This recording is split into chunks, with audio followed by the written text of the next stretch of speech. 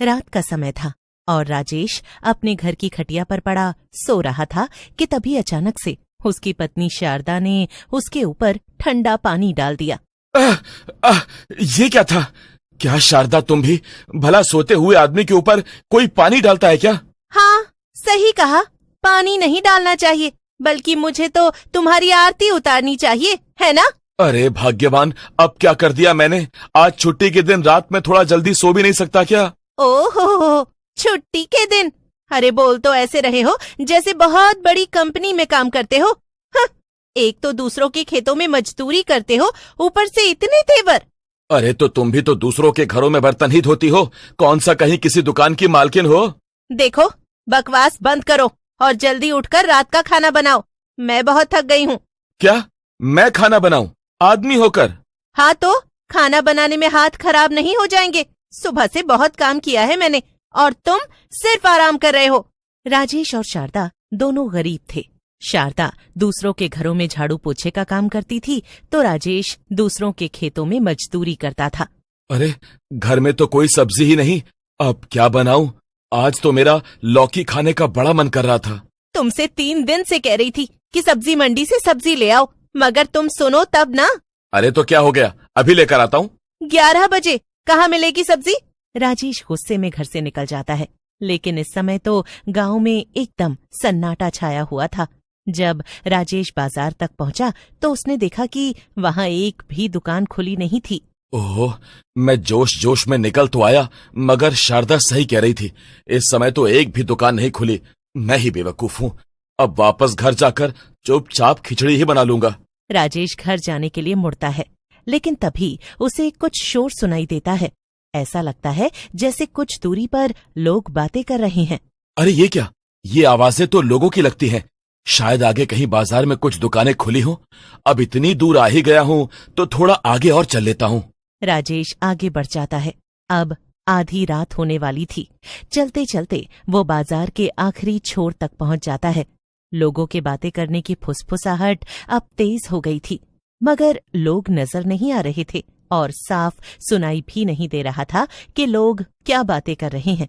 आवाज तो इतनी तेज है, मगर कोई नजर क्यों नहीं आ रहा? बाजार भी खत्म हो गया। राजेश के सामने अब जंगल का रास्ता था। वहां लंबे लंबे घने पेड़ थे। अचानक से राजेश को ऐसा लगता है जैसे पेड़ों के पीछे कोई खड़ा हो। पेड़ों के पीछे से एक आदमी बाहर निकलता है। उसके हाथों में सब्जियों का थैला था। तुम कौन और जंगल की तरफ से कैसे आए? मुझे तो लगा कोई भूत प्रेत होगा, डर गया था मैं। भूत प्रेत ही तो हूँ। वाह वाह, बड़ा अच्छा मजाक किया। वैसे ये बताओ, ये हरी भरी लाल लाल सब्जियां तुम कहां से लाए? अंदर मंडी से। तुम्हें चाहिए क्या? चलो मेरे साथ। अरे वाह, जंगल के उस तरफ भी कोई सब्जी मंडी लगती है क्या? और वो अब तक खुली है? हाँ, और एकदम सस्ती सब्जी मिलती है वहां। 5 रुपए में 10 किलो आलू है। 5 रुपए में 10 किलो आलू? वाह भाई वाह, चलो चलो, फिर तो यहां जाना बनता है। शारदा भी सस्ती सब्जी देखकर एकदम खुश हो जाएगी। इतना कहकर आदमी जंगल के अंदर जाने लगता है। राजेश भी बिना सोचे समझे उसका पीछा करने लगता है, लेकिन जैसे जैसे वो जंगल के अंदर जाता है उसे कुछ अजीब लगता है। अरे ये आदमी तो जंगल के बीचों बीच जा रहा है। भला जंगल के इतने अंदर सब्जी मंडी कैसे? ओ भाई सुनो, क्या हम सही रास्ते पर हैं?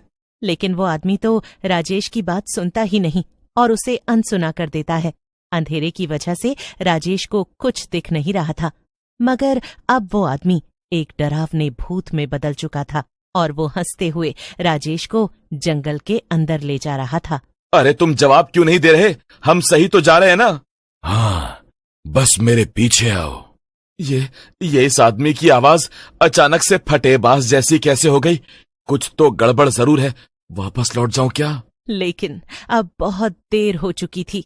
राजेश आदमी के पीछे चलते चलते एक सब्जी मंडी तक आ गया था। भूत बिना पीछे मुड़े राजेश से कहता है, आ गए हम सब्जी मंडी। हैं? आ गए? यानी सचमुच सब्जी मंडी है? और लेकिन तभी अचानक से राजेश के आगे वो आदमी गायब हो गया। ये देखकर राजेश के होश उड़ गए। राजेश आगे बढ़ा और उसने मंडी में चारों तरफ नजर घुमाई। उसकी सांस जैसे वहीं अटक गई। उसके सामने सच में एक सब्जी मंडी थी। हवा में अजीब सी बदबू फैली हुई थी। ये कैसी मंडी है भूत चुड़ैलों की? यहाँ से तो खिसक लेना चाहिए, इससे पहले मैं खुद ही सब्जी बन जाऊं।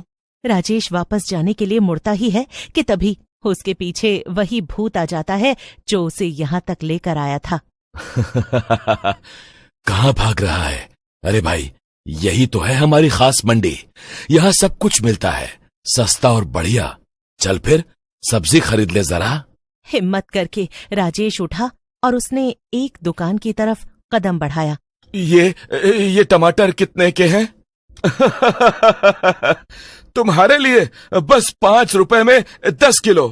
वाह, इतना सस्ता। जैसे ही उसने एक टमाटर उठाया, उसका हाथ कांप गया। टमाटर अचानक से एक इंसान के दिल जैसा धड़कने लगा। राजेश ने घबराकर टमाटर वापस रख दिया। राजेश डर के मारे पीछे हट गया। अब उसकी नजर दूसरी दुकान पर गई। ये सब्जियां नहीं है। अब समझा, ये है हमारी सब्जी मंडी। यहाँ सब्जियां नहीं, इंसान बिकते हैं। मतलब? जो यहाँ आता है वही सब्जी बन जाता है। नहीं, मुझे जाने दो। वो मुड़कर भागने ही वाला था कि तभी अचानक सारे भूत उसकी तरफ बढ़ने लगे। तभी उसके सामने एक लंबी सी चुड़ैल आकर खड़ी हो गई। कहाँ भाग रहा है? तुझे पकड़कर तो मैं अपनी दुकान पर बेचूंगी। आज तो बड़ा ताजा माल मिला है। छोड़ दो मुझे घर जाना है। बचाओ बचाओ। घर? अब तेरा घर यही है। सुनो सब, इसका दिल निकालकर बैंगन बनाऊंगी, खूब बिकेगा। राजेश जोर जोर से चिल्लाने लगा, लेकिन तभी पीछे से एक आवाज आई, राजेश! सभी भूत अचानक शांत हो गए। ये आवाज किसी और की नहीं बल्कि शारदा की थी। राजेश ने आंखें खोली और देखा, उसके पीछे शारदा खड़ी थी। मैंने तुमसे कहा था ना, रात में मत जाना, लेकिन तुम तो कभी सुनते ही नहीं। ये औरत यहाँ कैसे आई? शारदा ने अपनी साड़ी के पल्लू से कुछ निकाला। वो एक छोटा सा ताबीज था।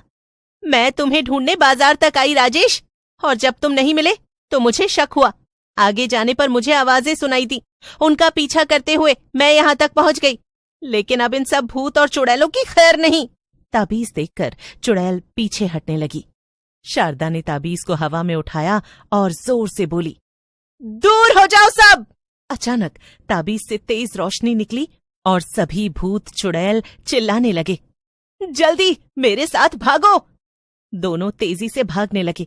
पीछे से चुड़ैल चिल्ला रही थी, नहीं, इसे जाने मत दो, ये हमारा है। पीछे से अजीब अजीब आवाजें आ रही थीं। अचानक एक भूत उनके सामने आकर खड़ा हो गया। शारदा ने तुरंत ताबीज उसकी तरफ फेंका। भूत जोर से चीखा और गायब हो गया। आखिरकार दोनों भागते हुए जंगल से बाहर निकल आए। जैसे ही वो बाहर आए, सब कुछ पहले जैसा हो गया। अब समझ में आया जिद का क्या नतीजा होता है। खाली लौकी। माफ कर दो, आगे से कभी नहीं करूंगा। हाँ, ठीक है, चलो अब घर चलते हैं। और हाँ, आज खिचड़ी ही बनेगी। दोनों धीरे धीरे घर की तरफ चलने लगे, लेकिन जंगल के अंदर अंधेरे में वो चुड़ैल अभी भी खड़ी थी। भाग गए, लेकिन अगली अमावस्या को फिर आएंगे। और फिर उसकी डरावनी हंसी पूरे जंगल में गूंज उठी।